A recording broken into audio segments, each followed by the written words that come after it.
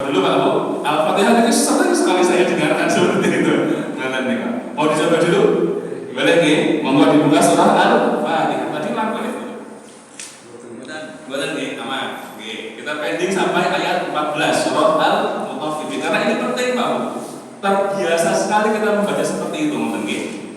Monggo dibuka surah Al-Fatihah.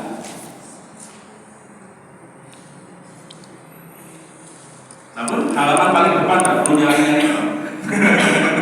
Halaman yang pasti paling depan. Kena paling depan cover. Sahabat? Sahabat? Nah, Bapak Ibu, kalau kita mau membaca Al-Fatihah tapi kita pengen cepat, berarti kita pengen tidak mengambil nafas, kita pelajari cara menyambung ayat per ayat pada surah Al-Fatihah. Oke? Ayat 1 ke ayat yang kedua. Basmalah nyambung ke Alhamdulillah. Boleh Mas ya? Boleh saja. Tapi kita harus tahu cara membacanya. Oke? Bapak Ibu, ayat pertama surah Al-Fatihah kalau disambung ke ayat yang kedua, cara membacanya tidak persis seperti yang tertulis. Kalau yang tertulis, maka bunyinya seperti ini. Bismillahirrahmanirrahim. Alhamdulillah. Kalau yang tertulis.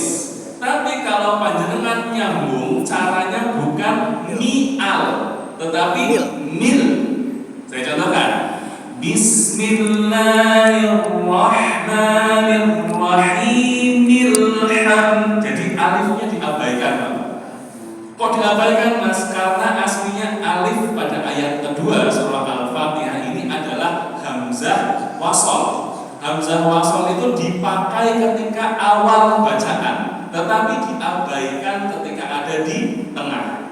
Maka Pak Bu, kalau panjenengan mau nyambung ayat 1 ke ayat kedua, cara membacanya bukan mi'al, tetapi mil.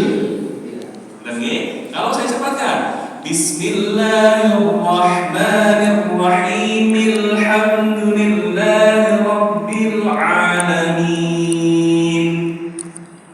Ayat 1 kedua ada pertanyaan Pak? Lanjut. Ayat 2 ketiga. Alhamdulillahirabbil alamin. Langsung masuk ke ra. Jadi bukan Alhamdulillahirabbil alamin ar-rahman. Betul nih. Tapi langsung masuk ke tasydidnya. Berbeda kalau kita wakafkan. Alhamdulillahirabbil alamin ar-rahman. Alifnya dibaca. Tapi kalau disambung Alhamdulillahirabbil alamin ar-rahmanirrahim. Ayat 2 dan 3 ada pertanyaan? Jelas? Lanjut. Ayat 3 ke 4. Ar-rahmanirrahim. Ini seperti yang tertulis. Jelas. Ar-rahmanirrahim maliki yaumiddin.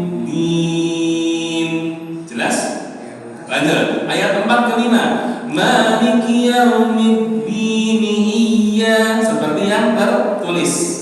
Hanya bedanya Pak Bu, ketika panjenengan mewasolkan bacaannya, maka tidak ada mad alif lis sukun. Semuanya dibaca 2 harokat saja. Mad tabi'i. Berbeda kalau panjenengan waqaf, akhir ayatnya itu boleh dipanjangkan sampai 6 harokat. Tapi ketika wasol maka 2 harokat saja. Mad tabi'i. Lanjut Pak Bu. Ayat 5 ke ayat 6. Nah, ini juga berbeda Pak Bu.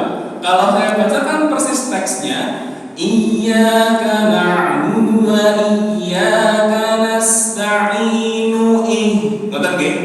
Ini juga keliru karena pada ayat ke-6 itu alifnya adalah hamzah wasol, persis pada ayat kedua. Maka kalau panjenengan mau nyambung 5 ke 6, langsung masuk hasukun. Wa iyyaka nasta'inu. Saya ulang. Iyyaka na'budu wa iyyaka nasta'in ihdinas siratal mustaqim. Jelas tak? Jelas. Ayat 6 ke ayat 7 berani ini. Ihdinas siratal mustaqim, siratal ini biasa. Ada pertanyaan Pak Bu, cara membaca surah Al-Fatihah dengan wasal. Jadi kalau panjenengan pengennya cepat Pak Bu, bukan dengan cara berhenti. Alhamdulillahi Rabbil Alamin Ar-Rahmanir Rahim Maliki Yaumiddin, keliru. Karena menjadi saktah. Sementara saktah itu hukum yang sangat khusus. Dari 600 sekian halaman Al-Quran hanya ada 4 ayat saja. Nah, kalau panjenengan ingin cepat ketika membaca Al-Fatihah, gunakan cara membaca dengan wasal, bukan dengan membuat saktah sendiri. Nah, ada pertanyaan apa? Monggo Pak.